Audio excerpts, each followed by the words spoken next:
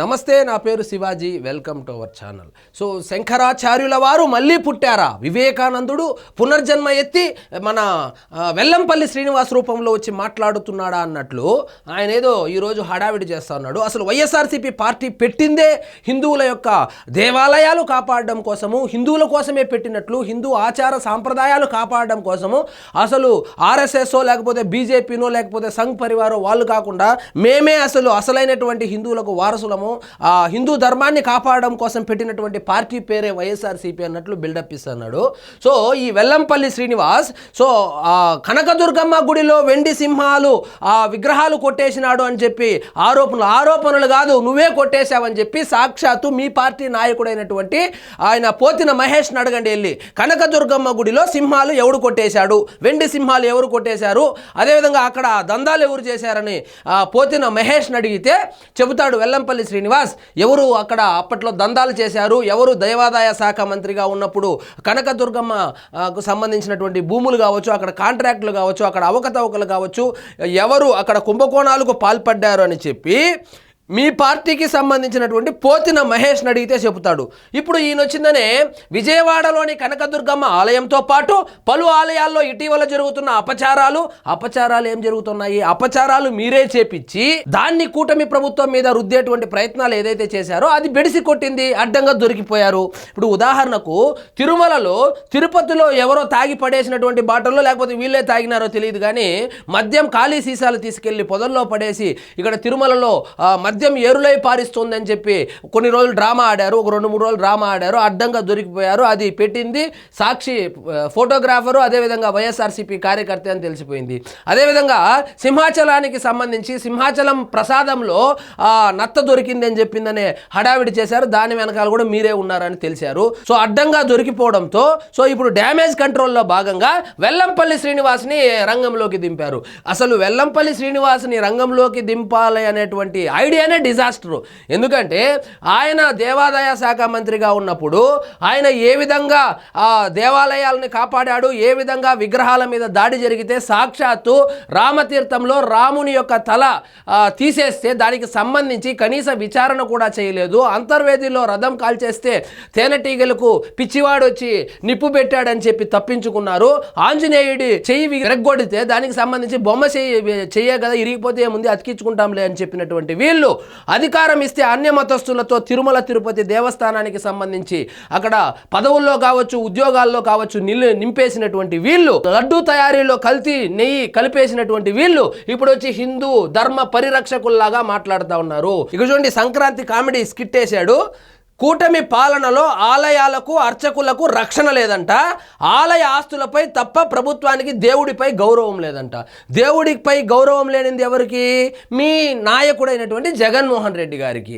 ఆయన కనీసము ఒక సంతకం కూడా పెట్టి తిరుమలలో డిక్లరేషన్ ఇచ్చి కొండపైకి వెళ్ళడానికి ఇష్టం లేక అసలు తిరుమలకు వెళ్ళడమే మానేసినటువంటి మీ నాయకుడు ఎవరైతే ఉన్నారో మీరు ఇప్పుడు వచ్చి హైందవ ధర్మం గురించి, దేవుడి మీద గౌరవం గురించి మాట్లాడుతూ ఉంటే హాస్యాస్పదంగా ఉంది. చంద్రబాబు పాలనలో హైందవ ధర్మ విధ్వంసం సాగుతుంది, ఆలయాల్లో అపచారాలు జరుగుతున్నా సీఎంకు పట్టడం లేదు. ఎన్నెన్ని పట్టుకోమంటారు? మీరు రోజు ఇదే పని పెట్టుకున్నారు. ఇప్పుడు ఉదాహరణకు తిరుపతి తీసుకోండి.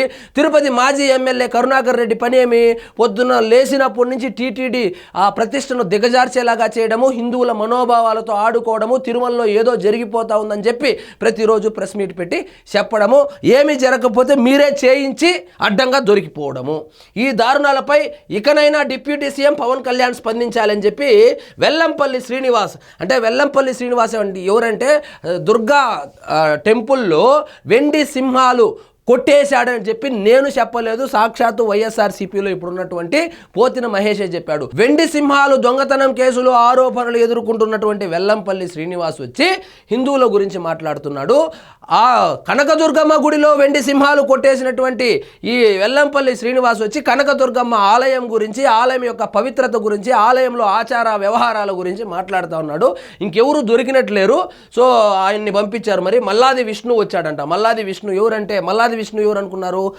వైన్ షాపులు ఉంటాయి, బార్లో 10 మంది 12 మంది చనిపోయి ఆరోపణలు ఎదుర్కొంటున్నటువంటి ఆయన వచ్చాడు. ఇప్పుడు రాష్ట్రంలో కూటమి ప్రభుత్వం ఏర్పడిన నాటి నుంచి ఆలయాల్లో అపచారాలు, దారుణాలు, దుర్ఘటనలు నిత్యకృత్యమైనాయని వాటిని సమీక్షించి సరిదిద్దాల్సిన ప్రభుత్వం చూసి చూడనట్లు వదిలేయడంతో కూటమి నాయకులు చివరకు ఆలయాల అర్చకులపైన దాడులు చేస్తున్నారని వైఎస్ఆర్సీపీ నాయకులు వెల్లంపల్లి శ్రీనివాస్, మల్లాది విష్ణు మండిపడ్డారు.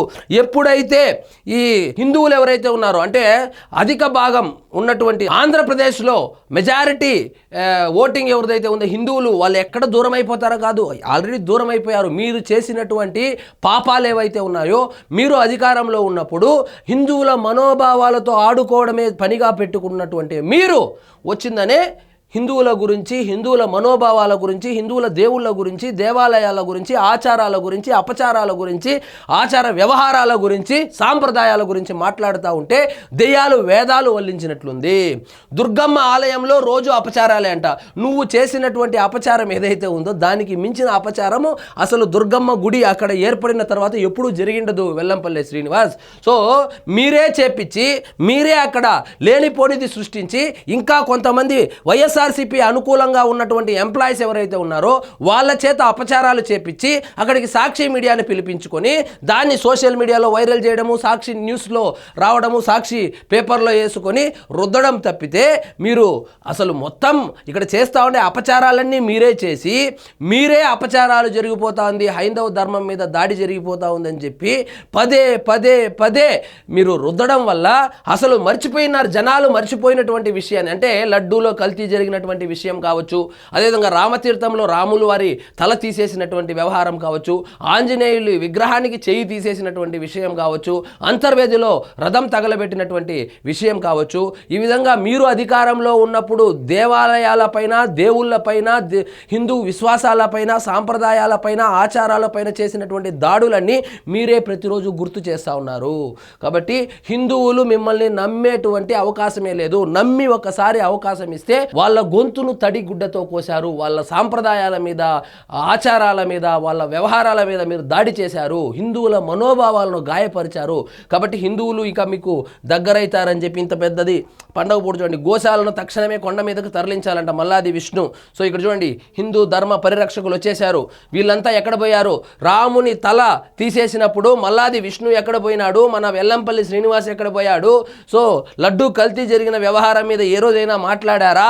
మాట్లాడలేదు. అంతర్వేది రథం గురించి ఏ రోజైనా మాట్లాడారా?